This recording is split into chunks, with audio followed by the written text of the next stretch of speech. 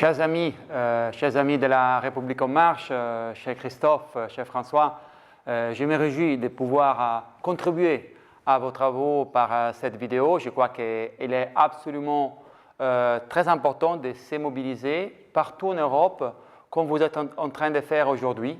Et il faut construire notre avenir commun en dépassant nos frontières nationales, en dépassant nos cadres territoriaux. Il faut travailler sur la coopération horizontale, il faut travailler sur la coopération interrégionale. Il faut surtout concevoir une relance européenne ensemble. C'est pour cela que je crois que l'initiative des consultations citoyennes qui a été promue par le président Macron et à laquelle ont adhéré pratiquement tous les gouvernements européens va absolument dans la bonne direction. Et dans la refondation européenne et dans les consultations citoyennes, l'éducation et la recherche doivent occuper une place centrale.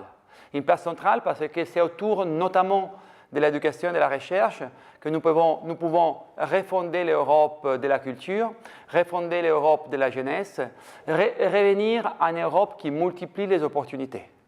Nous avons connu trop dans cette décennie, dans la dernière décennie, la décennie perdue de l'austérité, une Europe qui multiplie les contraintes. Une Europe qui est perçue comme lointaine car elle s'occupe seulement de ne pas faire et ne s'occupe pas assez de faire ce que les citoyens attendent, de répondre aux attentes et aux espoirs des Européens. Il faut revenir à une Europe qui multiplie les opportunités. Donc l'Europe de l'éducation, c'est notamment l'Europe de l'Erasmus, du programme Erasmus. L'Italie a proposé de multiplier par 10 les ressources dédiées à l'Erasmus dans l'Europe de l'avenir, dans les budgets à partir de 2020. Multiplier par 10 parce que l'Erasmus doit être une opportunité de plus en plus répandue et parce qu'il nous faut un Erasmus de l'inclusion sociale. L'Erasmus ne doit pas être seulement un programme extraordinaire réservé à ceux qui peuvent se le permettre. Donc, il faut faire un Erasmus des banlieues, il faut faire un Erasmus qui sort des universités, il faut développer encore plus l'Erasmus des apprentis, l'Erasmus du sport, l'Erasmus du volontariat. Erasmus est synonyme de liberté. Et la liberté, c'est les fondements de notre construction commune. Donc, sans doute, nous devons aller vers un renforcement très important du programme Erasmus et nous devons développer encore plus la recherche européenne. C'est la seule façon de construire un avenir des connaissances, c'est la seule façon d'avoir une politique de la connaissance compétitive pour faire face au niveau des défis globaux à laquelle les Européens doivent faire face. C'est la seule façon pour mettre ensemble encore plus les universités européennes, les pôles de recherche.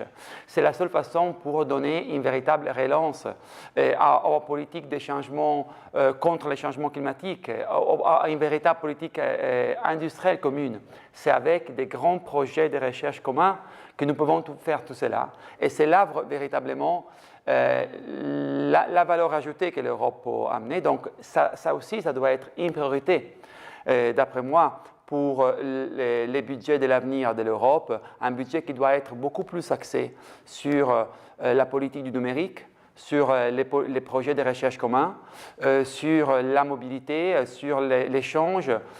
Et sans doute, ce sont des instruments pour rétablir un lien émotionnel entre les citoyens et l'Europe. Nous avons besoin d'un soutien convaincu, ressenti de la part des citoyens pour l'Europe. C'est ce que nous avons perdu dans les années dernières. C'est ce que nous devons regagner ensemble avec des nouvelles alliances pour le progrès de l'Europe que nous devons bâtir en vue des élections européennes de 2019. Parce que sans doute, l'éducation, la recherche sont des piliers, mais la bataille fondamentale que nous devons mener pour assurer une éducation européenne, pour assurer une recherche européenne, pour assurer des opportunités européennes, c'est celle des valeurs, c'est celle de la démocratie libérale, c'est celle de l'état de droit, c'est celle des droits fondamentaux.